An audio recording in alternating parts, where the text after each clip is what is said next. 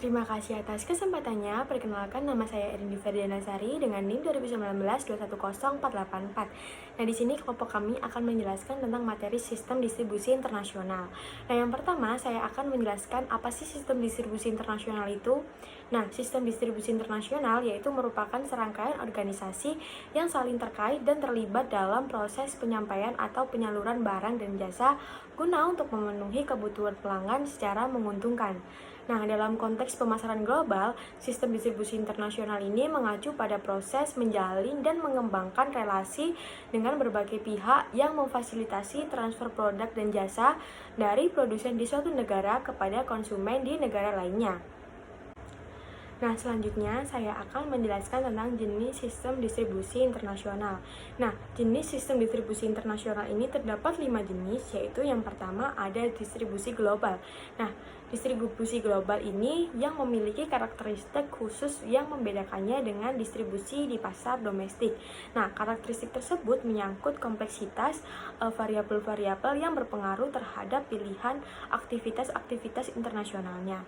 Lalu yang kedua ada produsen ke konsumen. Nah, strategi ini terjadi dengan cukup singkat, yaitu terjadi antara produsen langsung ke konsumen. Nah, biasanya jenis yang satu ini terjadi dengan cukup singkat, di mana produk yang dihasilkan oleh produsen itu langsung diberikan atau berpindah tangan langsung ke tangan konsumen.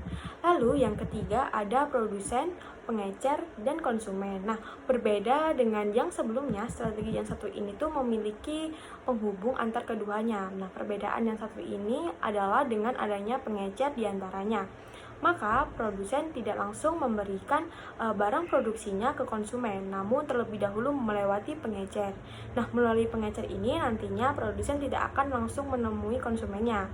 Nah, hal ini tentu juga sebagai langkah pemasaran yang tepat guna. Lalu, yang keempat ada produsen ke pedagang besar, kemudian pengecer ke dan konsumen.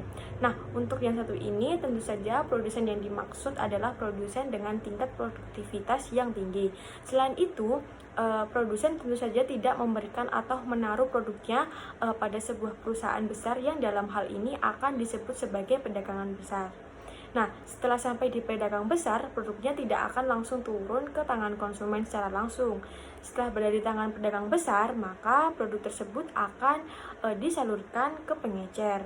Lalu yang terakhir ada produsen melalui agen, pengecer, konsumen. Nah, untuk strategi yang satu ini kebanyakan akan menggunakan agen yang memang ditunjuk sebelumnya. Nah, penunjukan tersebut merupakan langkah yang preventif dalam menunjang keberlangsungan produk dari tangan produsen. Nah, biasanya setelah produk sampai di tangan agen, maka agen tersebut itu akan mencari pengecer yang tepat untuk ditunjuk sebagai penyalur produknya tersebut. Nah, lalu selanjutnya saya akan menjelaskan tentang tujuan saluran distribusi. Nah, tujuan pokok saluran distribusi adalah menciptakan utilitas bagi para pelanggan. Nah, utilitas tersebut terdiri dari 5 kategori. Yang pertama ada utilitas tempat, yaitu ketersediaan produk atau jasa di lokasi yang nyaman dan mudah diakses pelanggan potensial. Lalu yang kedua ada utilitas waktu, yakni ketersediaan produk atau jasa pada saat yang diinginkan oleh pelanggan tertentu. Lalu yang ketiga ada utilitas bentuk, yaitu produk diproses, disiapkan, dan siap dimanfaatkan serta dalam kondisi yang tepat. Lalu yang keempat ada utilitas informasi, yakni jawaban atas pertanyaan dan komunikasi umum mengenai fitur dan manfaat produk yang tersedia. Lalu yang terakhir yaitu ada utilitas kepemilikan, yaitu menyangkut negosiasi dan peralihan hak milik atas produk atau jasa yang dipasarkan dari produsen ke konsumen. Lalu selanjutnya saya akan menjelaskan tentang struktur dan pola distribusi, yaitu terdapat 3. Yang pertama adalah produk konsumen. Nah, pemilik pabrik produk konsumen dapat menjual langsung kepada pelanggan menggunakan tenaga penjual dari rumah ke rumah atau dengan penjualan lewat pos, yaitu menggunakan katalog atau materi cetakan yang lain, atau juga bisa lewat toko milik sendiri. Nah, alternatif struktur saluran yang lain untuk produk konsumen adalah berbagai kombinasi tenaga jual yang menjadi karyawan perusahaan dan yang menjadi karyawan pedagang besar untuk melayani outlet eceran. yang kemudian menjual kepada pelanggan. Nah, di suatu negara tertentu pada suatu waktu berbagai kelas produk akan mempunyai karakteristik pola distribusi berkaitan dengan ini. Nah, di Jepang misalnya terdapat beberapa lapis pedagang besar berskala kecil yang memainkan peran penting dalam distribusi makanan. Lalu yang kedua ada perdagangan eceran global, yaitu perdagangan eceran global yaitu merupakan kegiatan eceran yang melewati batas-batas negara. Nah, perbedaan besar terjadi dalam pedagang pengecer internasional.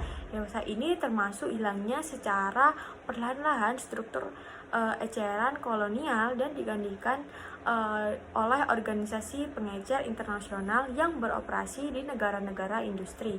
Lalu yang ketiga ada produk industri, yaitu tiga unsur dasar terlibat dengan tenaga penjual pabrik, distributor atau agen, dan pedagang besar. Nah, sebuah pabrik dapat menghubungi pelanggan lewat tenaga penjualnya sendiri atau tenaga penjual yang mengunjungi pedagang besar yang kemudian menjual kepada pelanggan, atau kombinasi dari dua macam cara tadi. Nah, pabrik dapat menjual langsung kepada pedagang besar tanpa menggunakan tenaga penjual, dan pedagang besar dapat memasok pelanggan. Akhirnya distributor atau agen itu dapat mengunjungi pedagang besar atau pelanggan mewakili pabrik.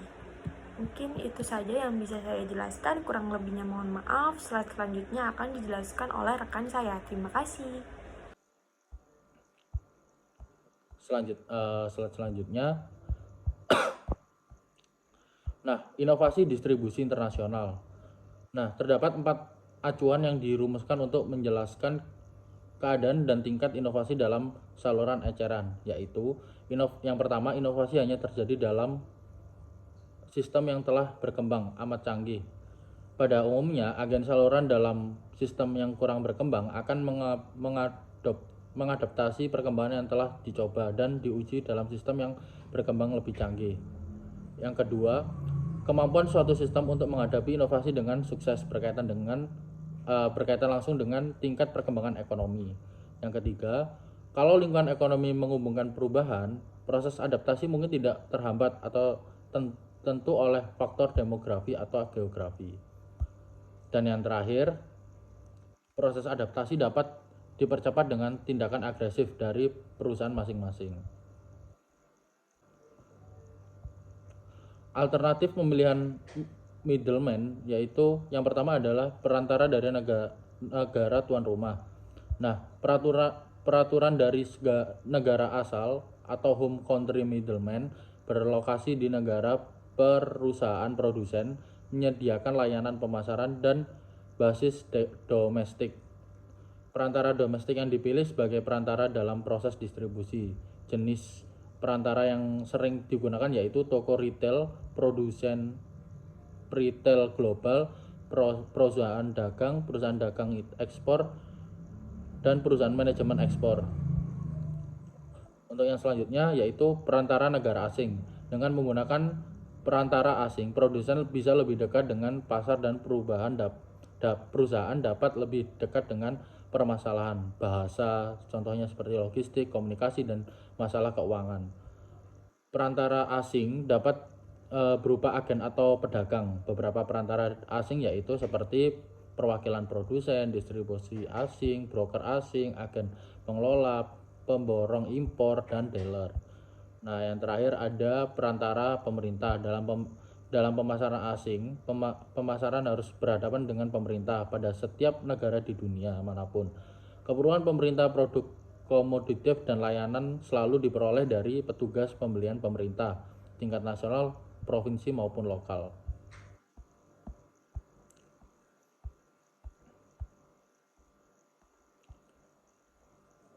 Lalu selanjutnya saya akan menjelaskan tentang faktor-faktor dalam pemilihan jalur distribusi. Nah, pemasar internasional itu harus terbiasa dengan karakteristik pasar dan mengembangkan pedoman operasional sebelum mulai memilih perantara jalur.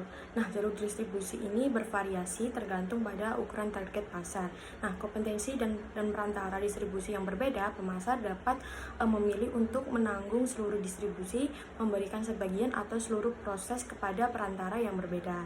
Nah, terdapat berbeda ini dalam keputusan distribusi meliputi tingkat kontrol, produsen, atau kegiatan fungsi yang dilakukan perantara, biaya layanan, dan ketersediaan perantara. Nah, terdapat 6 pertimbangan pemilihan jalur distribusi atas tujuan, yaitu yang pertama ada biaya, lalu yang kedua ada kontrol, lalu yang ketiga ada cakupan, yang keempat ada karakter, yang kelima ada kesinambungan, lalu yang terakhir ada persyaratan modal.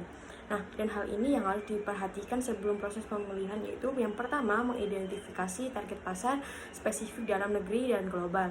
Lalu yang kedua yaitu menspesifikasi tujuan pemasaran dalam hal volume, pangsa pasar, dan persyaratan margin keuntungan.